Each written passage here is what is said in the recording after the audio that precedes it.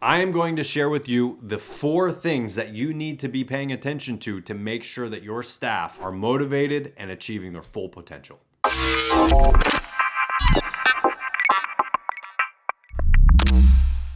Hi everybody, Neil Wintereg with Matterhorn Business Development, and today I want to talk to you about, are you the reason that your team is underperforming? The short answer is yes, but how we get to that answer is where I want to take you here in the next few minutes. Now, I'm going to have some diagrams to lay this out for you, but here's what I want you to think with when it comes to performance or it comes to your business. So there are 4 key things that we have to take into account when we look at, is your team underperforming or are they not hitting their goals, etc., etc. So I'm going to have some diagrams here to kind of highlight what it is that I'm talking about. So the 4 key things, number 1 is the goal or the objective that we're going for as a team. Number 2 is the personnel or the manpower that it takes to get there. Number 3 is the strategic plan involved. And number 4 is the execution of that plan. Now, before I lose you or you think, oh man, this is too weird or whatever, I want you to just pay attention here, okay? Let's say that you have a really big goal. Based off of the size of that goal, it's going to determine these other 3 boxes as far as the team, the strategic plan, and the execution that it takes to actually get there. These 4 things have to be level. They have to be secure. They have to be the same. Now, what I mean by that is that you have to have all of these in line to make it work. Now, there are occasional outliers where that's not the case. So let's take an example here. Let's take a business that from a team perspective or a personnel perspective or a manpower perspective has great employees, they're well trained, they know what they're doing, and so that box or that category is really, really big. And we've got good managers that have good plans and good execution, meaning we have these 3 boxes really healthy, really chunky, but the overall goal or purpose is really small, meaning we've got all this manpower, all these resources, but we're not being asked to use it. And so what happens is things start to shrink and things start to tail off. Staff get lazy. Oh, I can do that later. I'll do that next week. I'll do that next month. We don't really care because this is going to be a piece of cake to take care of, and things of that nature that start to go on. I know friends who had government jobs or government employees who would out of school, they're out of college, they're economists, they're finance type people, and they get this big project and they have 3 weeks to turn it in and it takes them a day. Well, for the next 2 weeks, they have nothing to do. Okay. They have all this manpower, all this execution, but it gets wasted. You're doing that in your business at times because you have super eager employees. You have great plans. You've got really good people who execute, but the goal is not big enough to go with it. And therefore it fades out and it dies. The goal has to be really, really big to keep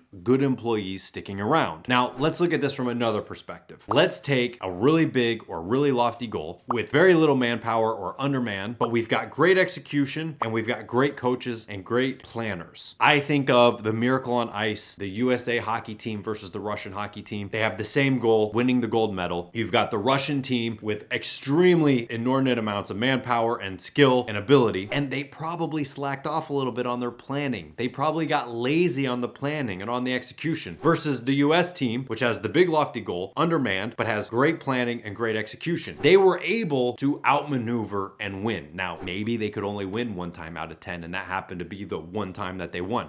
Still, they did it, and they did it in this fashion. But you have to look at it in a way of balance. You have to balance all 4 of these things out to make it successful. And again, I'm going to use a sports analogy here, but we have seen amazing teams with amazing stars and amazing talent who really went nowhere and had no success because they couldn't plan. They couldn't execute together. They couldn't communicate with each other, and therefore they failed in achieving their goal. These 4 things balance out. And so what you have to ask yourself is, what is my real goal? And is that goal actually big enough to keep my team motivated? And where is it that I'm trying to get to? And if you realize that your current team could actually do more, you have to get them to do more by raising the goal to get them excited. Good employees are excited to grow, are excited to hit goals, and excited to achieve new things. So in summary, you have to balance all 4 of these things out. And what you will find is that one area is way unmanned or imbalanced or not enough care is being done to actually plan how we're going to get to our goal. So look at these 4 things in your own business, figure out where you need to actually improve it. But the first place I tell everybody to look is, what is the goal that we have stated to our employees as to why we're here and what we're doing, and is that big enough to keep them motivated and keep them coming back? Now, if you found this helpful, I highly suggest you check out our channel sponsors, MetaPulse. All you have to do is go to metapulse.com. You can find it down below in the description. MetaPulse is an